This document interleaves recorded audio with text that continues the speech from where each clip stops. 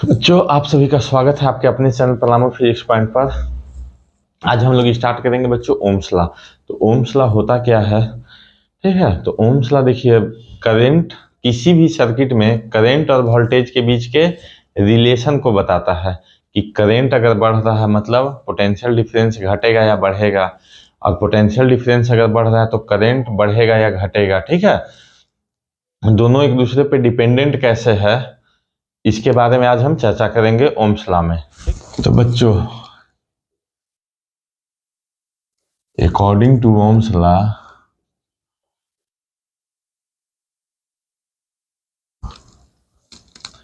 Current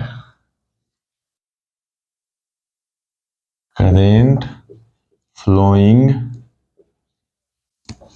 through a conductor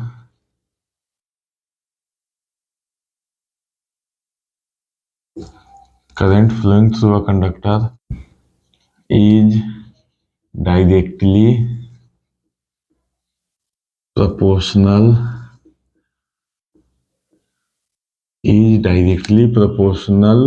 to the potential difference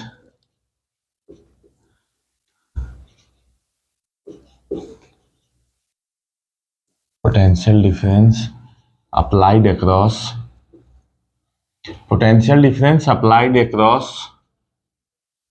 the end of the conductor.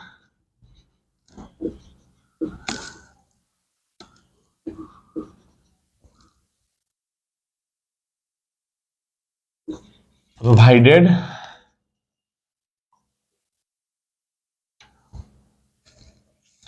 physical condition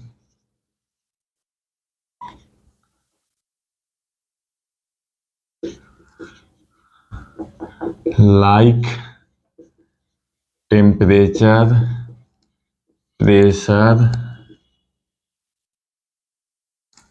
remains constant.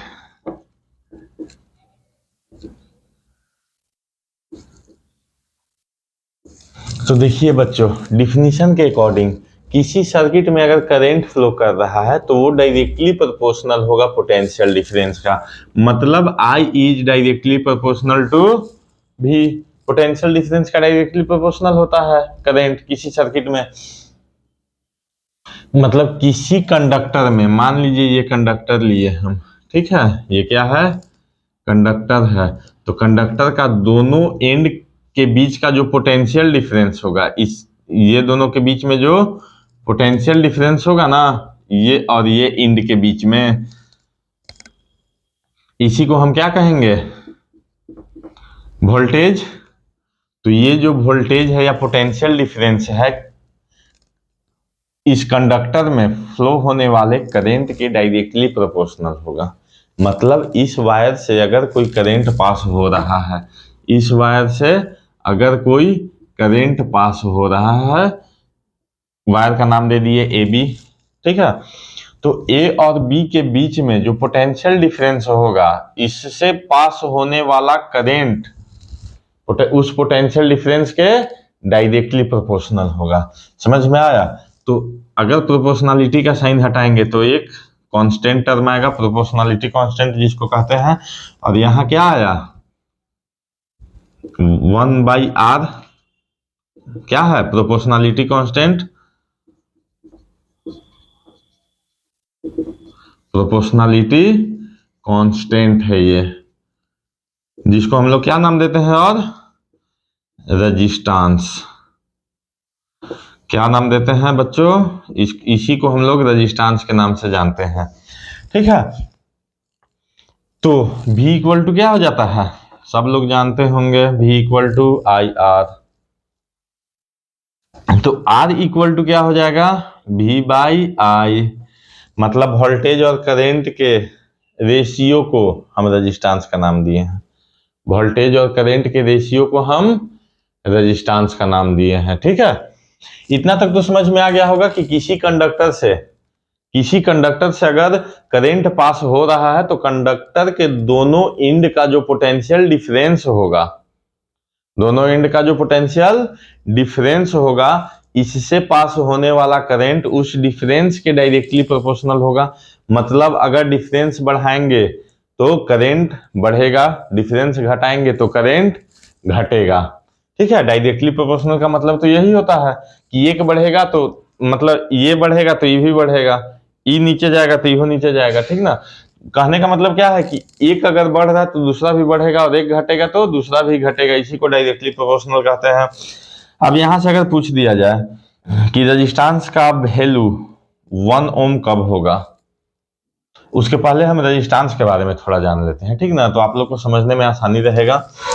अगर हम V और I का, इधर V ले लीजिए इधर I, एक्स एक्सिस के लॉन्ग V लेते हैं, Y एक्सिस के लॉन्ग I, और V और I का ग्राफ प्लॉट करेंगे तो हमको इस तरह का स्ट्रेट लाइन मिलेगा बच्चों। ठीक है, और इस स्ट्रेट लाइन का जो स्लोप है, इस स्ट्रेट लाइन का जो स्लोप है वो हमको क्या बताएगा, ये जो इसका जो स्लोप होगा वो हमको क्या बताएगा बच्चों, ये रेजिस्टेंस का वैल्यू बताएगा। इसका जो V और I का अगर हम ग्राफ प्लॉट करते हैं, क्योंकि V देखिए V बढ़ेगा तो I भी बढ़ेगा।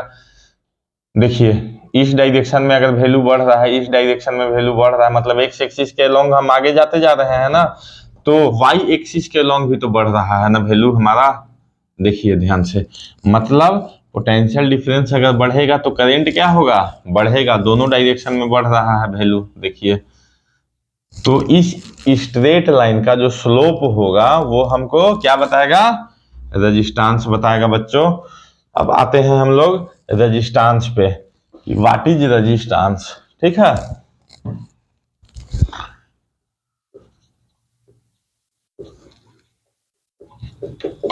तो बच्चों रेजिस्टेंस इज द ऑब्स्ट्रक्शन,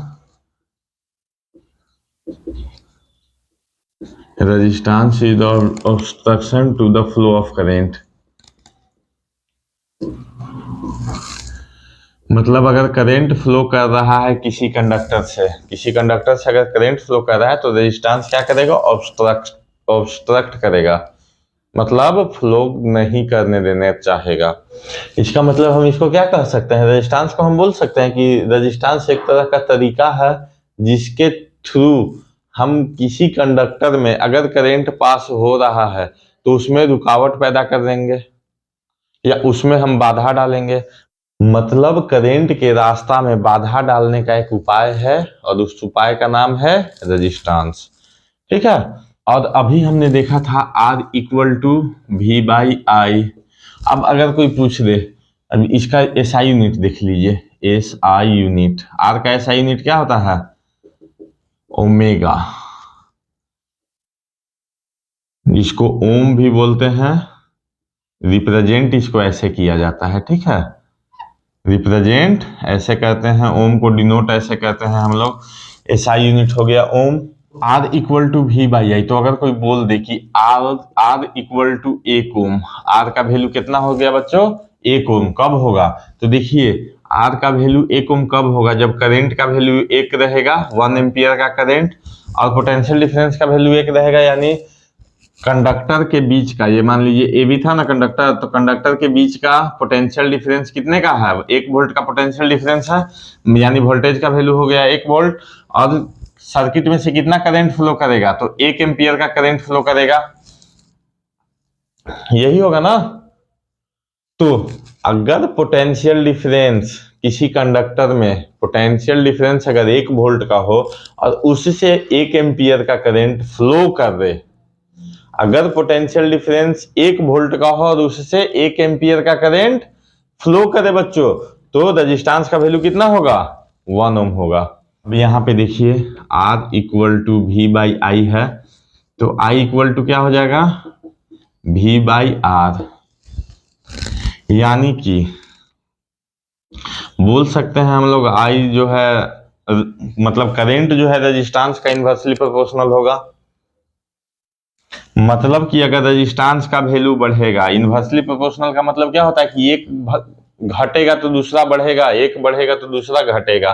ठीक है, तो यहाँ पे देखिए इनवर्सली प्रोपोर्शनल हम बोल दे रहे हैं V को कांस्टेंट मान के, तो रेजिस्टेंस का वैल्यू क्या हो जाएगा, मान लीजिए बढ़ा दिए हम रेजिस्टेंस का वैल्यू, तो करंट का वैल्यू घटेगा। किसी कंडक्टर में अगर हम रेजिस्टेंस का वैल्यू बढ़ाएंगे तो करंट का वैल्यू घटेगा, और अगर रेजिस्टेंस का वैल्यू घटाएंगे तो करंट का वैल्यू बढ़ेगा। इतना समझ में आ चुका होगा, ठीक है। और अगर किसी सर्किट में, ऐसे भी आप इसको समझ सकते हैं कि अगर किसी सर्किट में करंट ज्यादा फ्लो कर रहा है, किसी सर्किट में करंट ज्यादा फ्लो कर रहा है, तो रेजिस्टेंस क्या होगा, उसका कम होगा।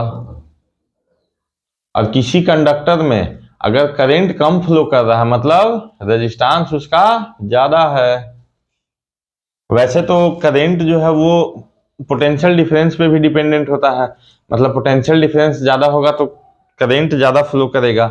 लेकिन अब हम लोग देखें कि पोटेंशियल डिफरेंस के साथ रेजिस्टेंस पे भी डिपेंडेंट हो रहा है।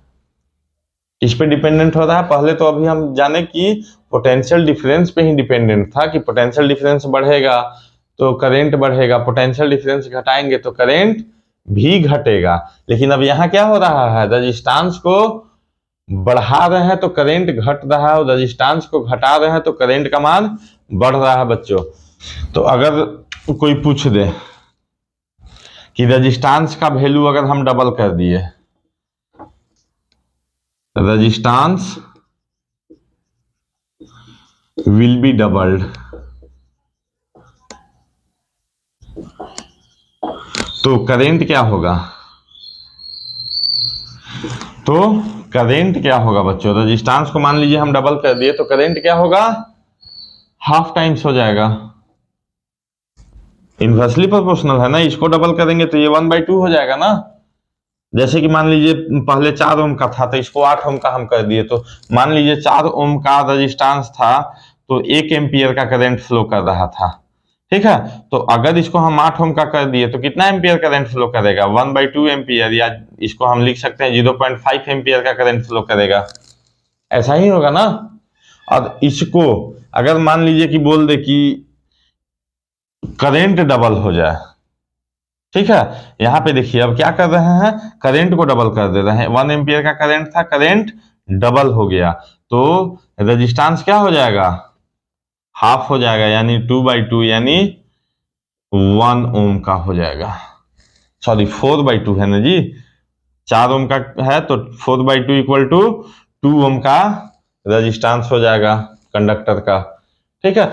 दोनों एक दूसरे के इनवर्स है, एक बढ़ेगा तो दूसरा घटेगा, एक घटेगा तो दूसरा बढ़ेगा, और एक जिस रेशियो में बढ़ेगा दूसरा उसी रेशियो में घटेगा।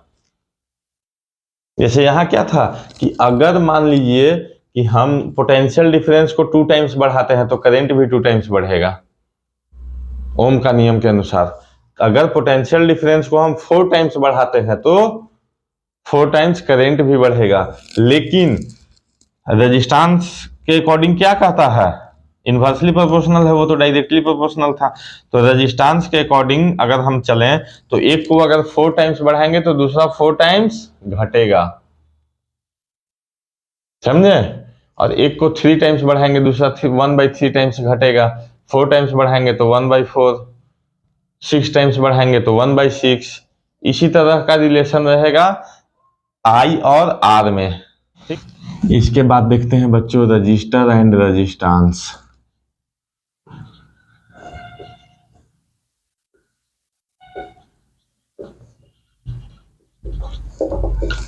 Register is made up of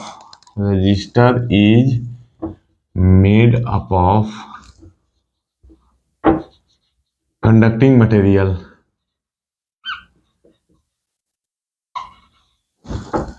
Register is made up of conducting material. Generally क्या यूज करते हैं कंडक्टिंग मटेरियल के लिए हम लोग, जनरली अलॉय, अलॉय तो जानते ही होंगे आप लोग। And therefore this is a physical object.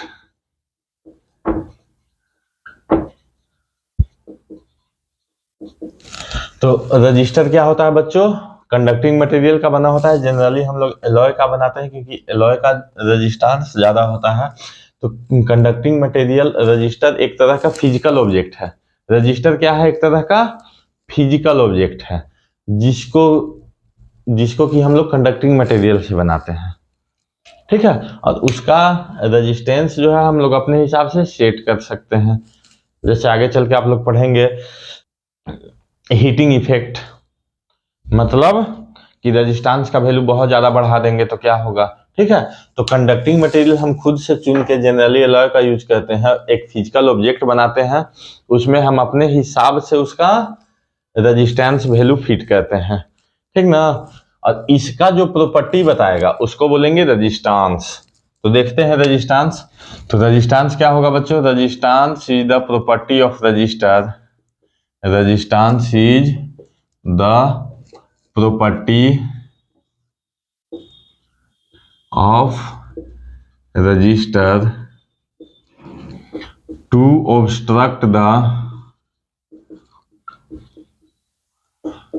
obstruct the flow of current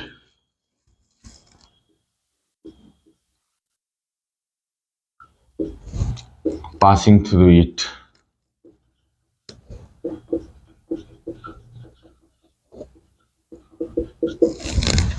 तो रजिस्टेंस जो है क्या होता है? इसी रजिस्टर का एक प्रॉपर्टी है जिसके चलते वो क्या करता है? करंट के फ्लो में ऑब्स्ट्रक्शन क्रिएट करता है, मतलब बाधा डालेगा। करंट फ्लो करेगा तो उसमें बाधा डालेगा। बाधा डालने के लिए अब अगल बगल भी बहुत तरह के लोग देखते होंगे, समझे ना, जो हर काम में बाधा डालने का ही काम करता है। आप कुछ भी अच्छा करने जाइए, अब देखते हैं factors on which resistance depends. Resistance किस किस चीज पे डिपेंड करेगा, या सब चीज से इंडिपेंडेंट है? तो बच्चों रेजिस्टेंस किस किस चीज पे डिपेंड करेगा? तो सबसे पहला चीज हम देखते हैं लेंथ ऑफ कंडक्टर, ठीक है। Resistance of a conductor, resistance of a conductor is directly proportional, resistance of a conductor is directly proportional to the length of conductor।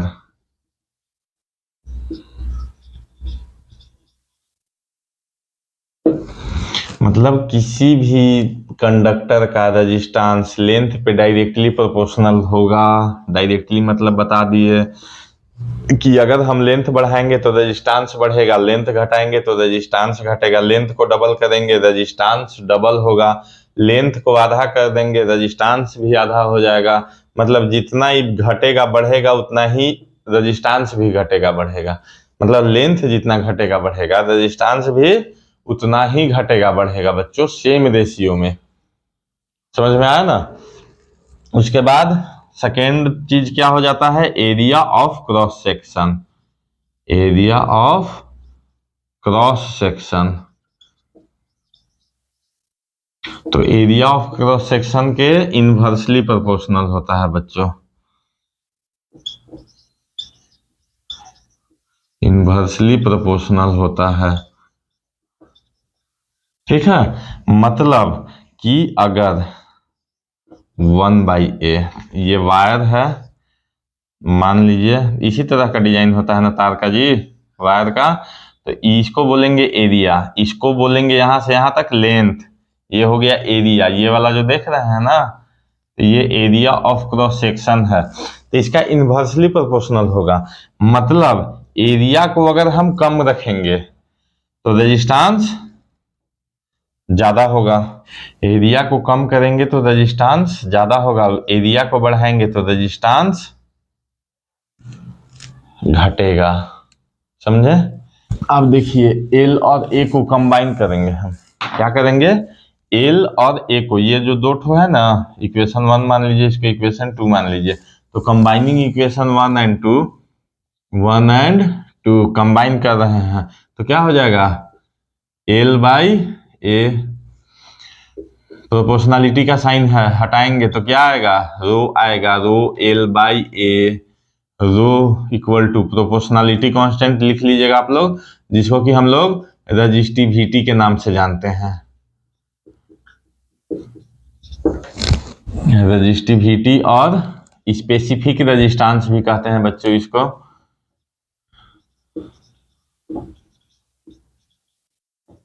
तो रजिस्टिविटी और स्पेसिफिक रेजिस्टेंस के लिए हर बुक में टेबल दिया हुआ रहता है वैल्यू उसका, तो बुक से याद कर लीजिएगा, न्यूमेरिकल बनाने में काम आएगा आगे। इसके बाद थर्ड आता है बच्चों material of conductor. Material of conductor, if two resistors are made up of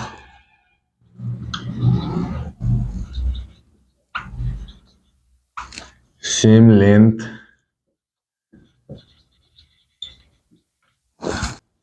and same area of cross section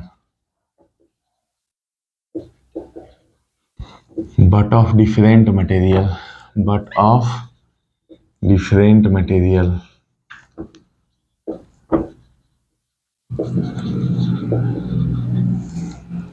having different resistance,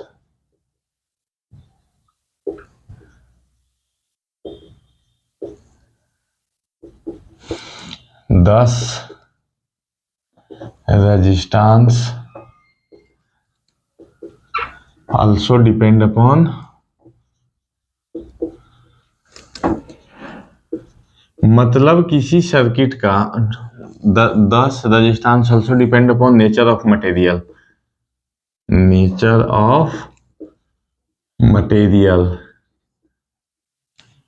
मतलब किसी भी कंडक्टर का रेजिस्टेंस उसके मटेरियल पे भी डिपेंड करेगा। जैसे मान लीजिए सेम लेंथ का हम दो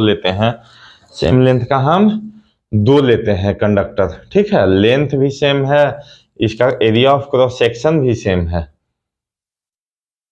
ठीक है, लेकिन मटेरियल अलग अलग यूज किए हैं हम।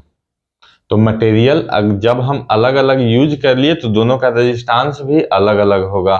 मतलब रेजिस्टेंस जो है वो मटेरियल पे भी डिपेंड करेगा कि हम कॉपर वायर यूज कर रहे हैं कि एल्युमिनियम वायर यूज कर रहे हैं, उस पर भी डिपेंड करेगा बच्चों, ठीक ना। मटेरियल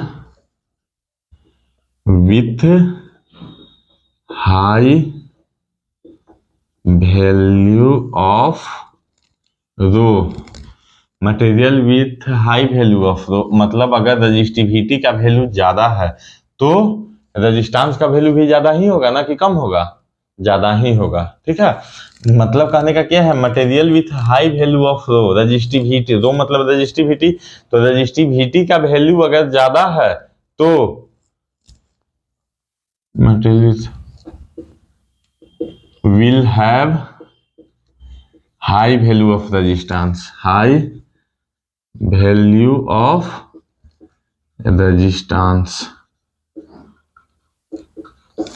मतलब किसी भी मटेरियल का रजिस्टिविटी ज्यादा है तो उसका रेजिस्टेंस ऑटोमेटिकली ज्यादा ही होगा, कम नहीं होगा कभी भी किसी भी केस में। तो जिसका रजिस्टिविटी ज्यादा है उसका रेजिस्टेंस ज्यादा हो। एग्जांपल देख लीजिए एक ठो, जैसे कि रेजिस्टेंस ऑफ नाइक्रोम वायर मतलब is 60 times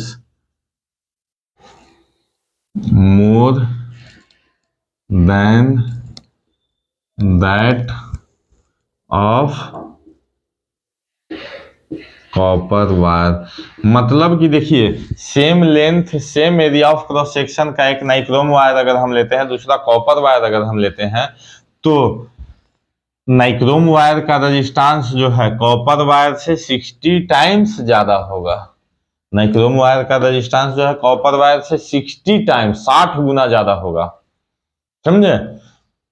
इसीलिए नाइक्रोम वायर को हम लोग वायरिंग में यूज नहीं करते हैं, कॉपर वायर को यूज करते हैं क्योंकि कॉपर वायर का रेजिस्टेंस जो है वो कम होता है, तो करंट जो है आसानी से पास करेगा, समझे।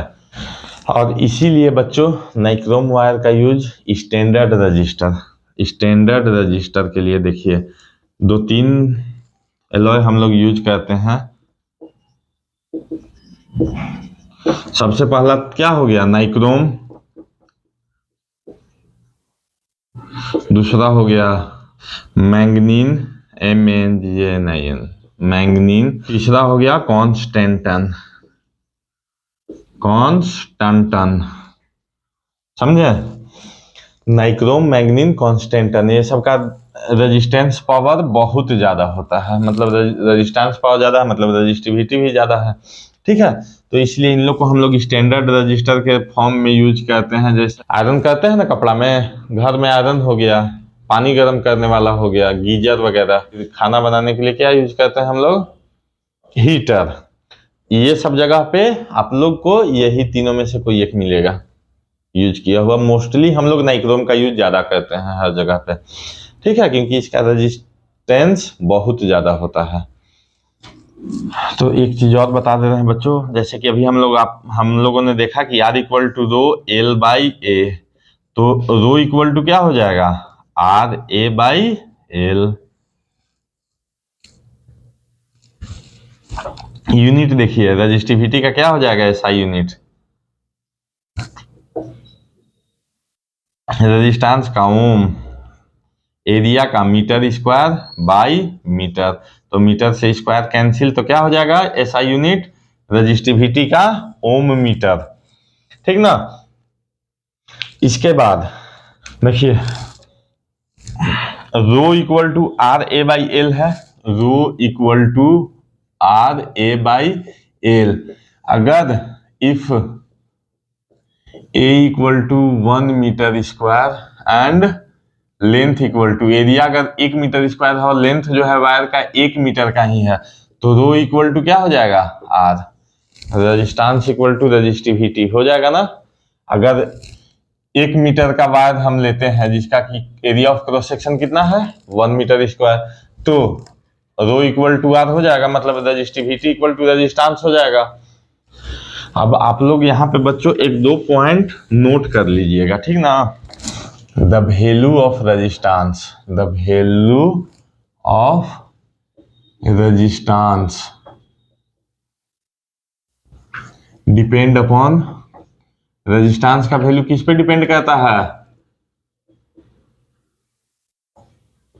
R equal to rho L by A, बताए थे ना, मतलब value of resistance depend upon rho L A, resistivity, length और एरिया ऑफ क्रॉस सेक्शन, ये 3 चीज पे हमारा रेजिस्टेंस का वैल्यू डिपेंड करता है बच्चों, और V और I पे डिपेंड नहीं करता है, does not depend upon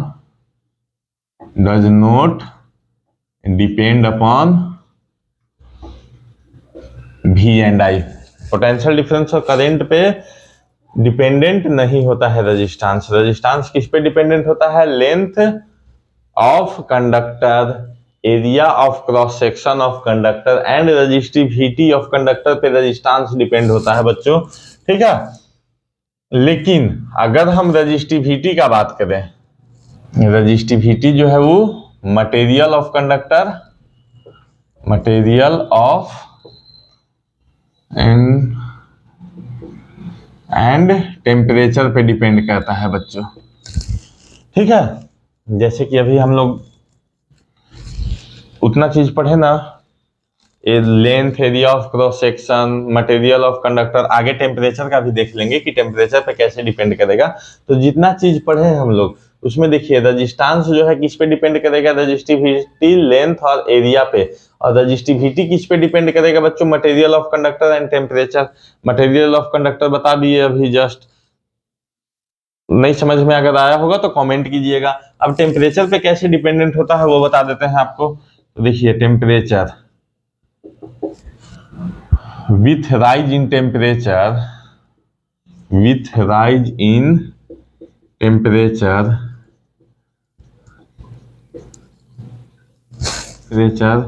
resistance of metal metal यानी conductor, with rise in temperature resistance of metal increases, मतलब टेम्परेचर बढ़ाएंगे तो मेटल का रेजिस्टेंस जो है वो बढ़ेगा, and decreases with decrease in temperature.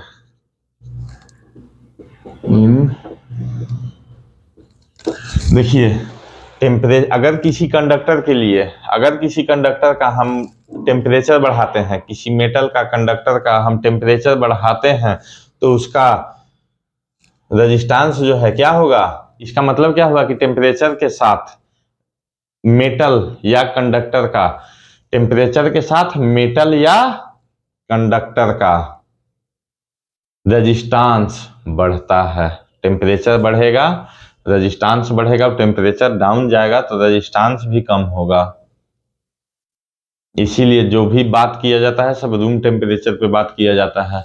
High temperature पे जो कॉपर वायर घर में यूज करते हैं, इसका क्या हो जाएगा, टेम्परेचर बढ़ेगा तो रेजिस्टेंस भी बढ़ जाएगा, तो इतना अच्छा से करंट पास नहीं करेगा। उसके बाद देखिए रेसिप्रोकल